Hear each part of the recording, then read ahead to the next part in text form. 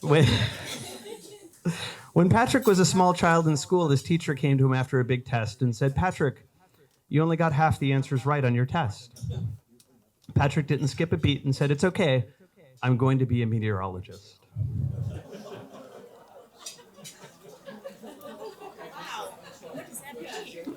Patrick has been a meteorologist in the Coachella Valley since 2002. That's 21 years of trying to think of different ways to say hot. But seriously, Patrick has done it all. Oppressive heat, wind, rain, flooding, haboobs. If you don't know what that is, it's a real thing. Fires, earthquakes. Patrick has been there through thick and thin and has gained the trust of the people of the Coachella Valley. Most important and impressive is Patrick's dedication to the community. He MCs more events than anyone I know, and it's not just for the free food. Patrick genuinely cares and gives back to the community. Patrick is on several boards, including Family YMCA, the Desert Symphony, Loma Linda Children's Hospital Foundation, Read With Me, Pathfinder Ranch, and Animal Samaritans. I might have missed something. He also has a star on the Palm Springs Walk of Stars, which currently labels Patrick as a personality and humanitarian, which is very accurate. Although Patrick would tell you, "I'm a weather person, not a news guy," he is in fact great with hard news, anchoring, and telling a good story. On top of that all, Patrick is one heck of a chef and runs Fulvio's Foods in honor of his late father. And if you're lucky today, maybe he'll sing some Frank Sinatra for you. Really? It's clear when it comes to his career and commitment that Patrick is giving her all she's got. Patrick Evans.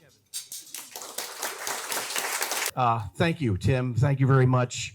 What an honor to be inducted into the Silver Circle, and congratulations to my fellow honorees today, particularly to Michael, the induction to the Gold Circle. I want to thank Tim for not only that great introduction, but we all know, by the way, that William Shatner can still beat up Harrison Ford, so we've laid that conversation to rest.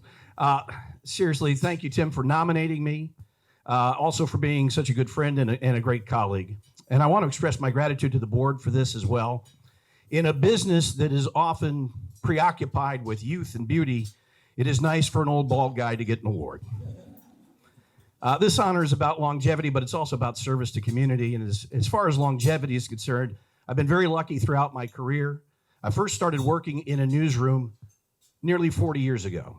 I was 17, and I started working as a floor director and a camera operator in my hometown of Charlottesville at WVIR-TV.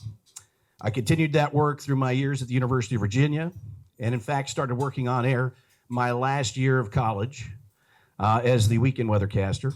And I spent a year after graduation at WVIR. Then I was very lucky. I got a great job at WDBJ Television in Roanoke, Virginia. Spent a decade there. And after a decade in Roanoke, I moved to the West Coast. I went to the Orange County News Channel, which no longer exists.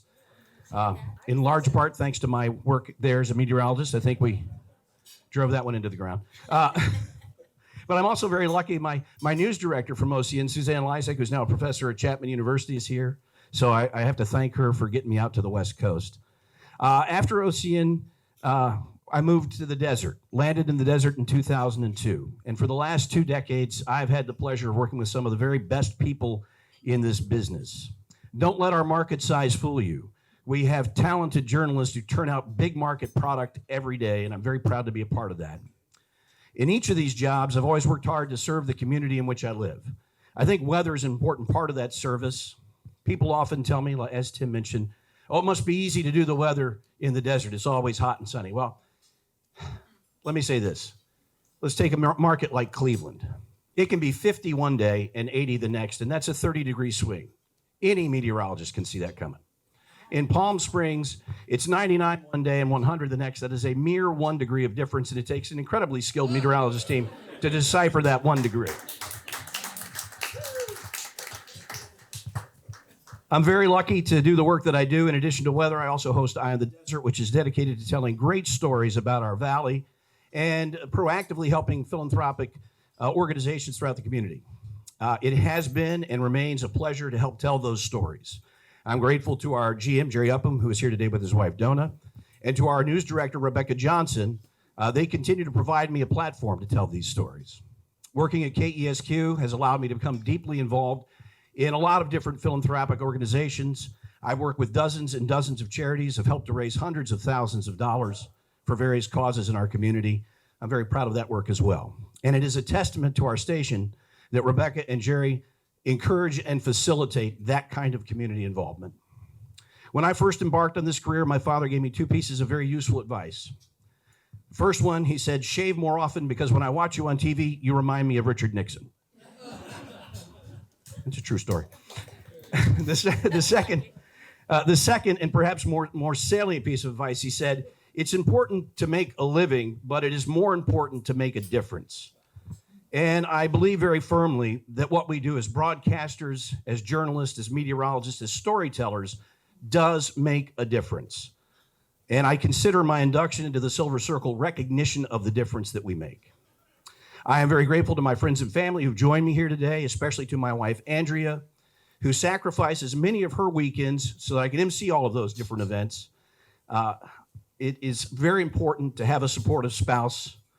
She has attended countless events, galas, auctions, fundraisers, because I have a hard time saying no. I just want you to know, sweetheart, how much I appreciate the time and the sacrifice.